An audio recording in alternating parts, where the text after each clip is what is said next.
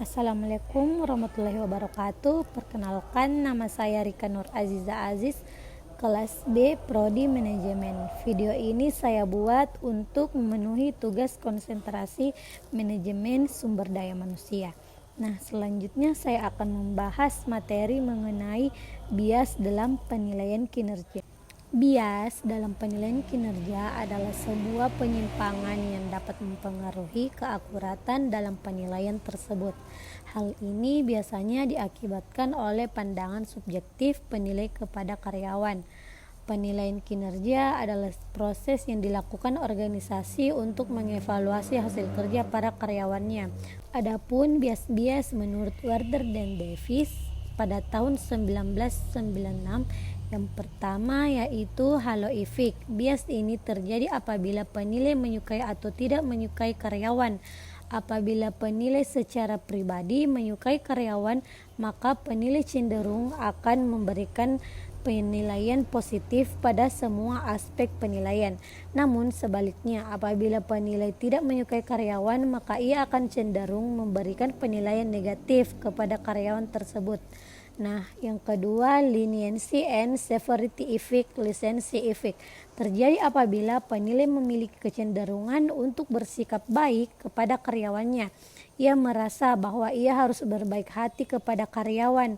Dengan begitu, penilai akan memberikan penilaian yang cenderung baik pada setiap aspek. Sedangkan severity effect terjadi apabila penilai memiliki falsafah yang sebaliknya dari lisensi effect, maka penilai akan memberikan penilaian yang cenderung buruk pada setiap aspek penilaian. Yang ketiga, central tendency adalah sebuah bias yang terjadi apabila penilai memiliki tingkat toleransi yang terlalu tinggi. Penilai tidak mau memberikan penilaian yang terlalu tinggi maupun terlalu rendah pada bawahannya, sehingga hasil penilaian akan menjadi cenderung berada pada nilai rata-rata. Hal ini menguntungkan karyawan yang memiliki kinerja buruk, namun sebaliknya akan merugikan karyawan yang memiliki kinerja yang sangat baik. Yang keempat, assimilation and differential effect. Assimilation effect terjadi apabila penilai cenderung menyukai karyawan yang memiliki kesamaan dengan penilai. Kesamaan ini dapat berupa ciri-ciri atau sifat-sifat yang dimiliki karyawan. Jika karyawan memiliki kesamaan dengan penilai, maka penilai akan memberikan penilaian yang sangat baik dan positif kepada karyawan tersebut. Berbeda dengan differential effect, dapat terjadi apabila karyawan memiliki perbedaan ciri-ciri atau sifat-sifat dengan penilai. Namun, sebenarnya perbedaan itulah yang menjadi kelebihan karyawan yang ingin dimiliki oleh penilai.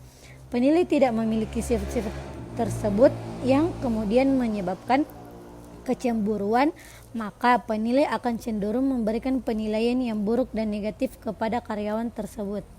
Yang kelima yaitu first impression error. Bias ini disebabkan oleh cinta pandangan pertama.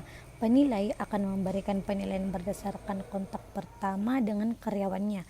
Penilai akan membawa kesan pertemuan pertama dalam jangka waktu yang lama, yang kemudian kesan-kesan itulah yang digunakan sebagai acuan dalam penilaian. Yang keenam yaitu recency effect. Recency effect dapat terjadi karena penilaian memberikan nilai berdasarkan kejadian yang baru-baru saja dialami dan melupakan prestasi ataupun kesalahan yang sudah dilakukan pada masa lampau. Dari bias-bias yang sudah dijelaskan tadi dapat diambil kesimpulan bahwa hal itu dapat mengakibatkan kesalahan penilaian dapat merugikan karyawan.